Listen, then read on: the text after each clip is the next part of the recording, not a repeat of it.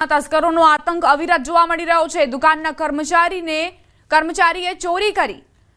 શહેરના કારેલીબાગ વિસ્તારમાં ઘટના બની। દુકાનના કર્મચારીએ જ અડધી રાત્રે ખેલ પાડી દીધો। લોકરમાંથી 2 મોબાઈલ અને રોકડની ચોરી કરી। ચોરીની આખી ઘટના સીસીટીવીમાં કેદ થઈ। દુકાન માલિકને મોબાઈલમાં નોટિફિકેશન મળતા ચોરી અંગેની જાણ થઈ। પોલીસે ફરિયાદના આધારે કાર્યવાહી કરી છે। રોહિત સાલ્વીની શોધખોળ હાથ ધરાઈ છે। વડોદરામાં આ ચોંકાવનારો કિસ્સો। જો આપ પણ દુકાને કર્મચારીઓ રાખતા હોય તો ચેતી જજો। તમામ જે દુકાનદારો છે, વેપારીઓ છે, તેમની માટે આ લાલબત્તી સમાન કિસ્સો।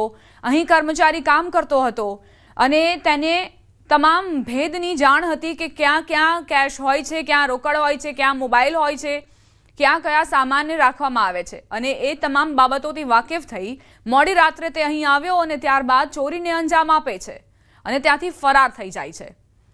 દુકાનદારને એક નોટિફિકેશન આવી અને તે બાદથી આખો ભાંડો ફૂટ્યો છે।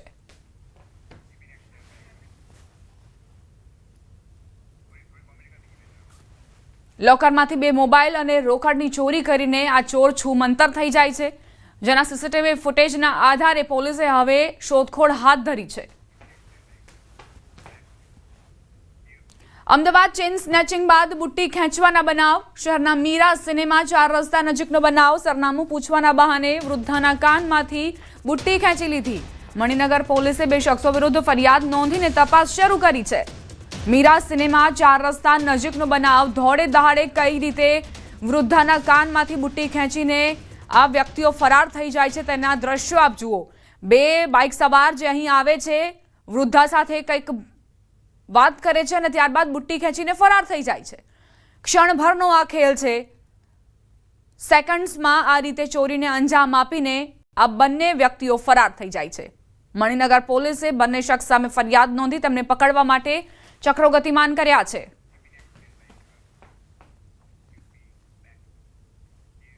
સમાચાર ઉત્તર પ્રદેશથી, જ્યાં હાપુડમાં ચોરે મંદિરને નિશાન બનાવ્યું, જેના સીસીટીવી સામે આવ્યા। ફૂટેજમાં જોઈ શકાય છે કે થોડી જ ક્ષણોમાં તેણે દાનપેટીની ચોરી કરી લીધી અને રફુચક્કર થઈ ગયો। હાલ આ ફૂટેજ સોશિયલ મીડિયા પર વાયરલ થઈ રહ્યા છે। આ મામલો હાપુડના ધોલાના પોલીસ સ્ટેશનના કંડોલાનો છે। કહેવામાં આવી રહ્યું છે કે દાનપેટીમાં લગભગ 20,000 રૂપિયા રોકડા હતા। પોલીસે સીસીટીવીના આધારે ચોરની શોધખોળ હાથ ધરી છે।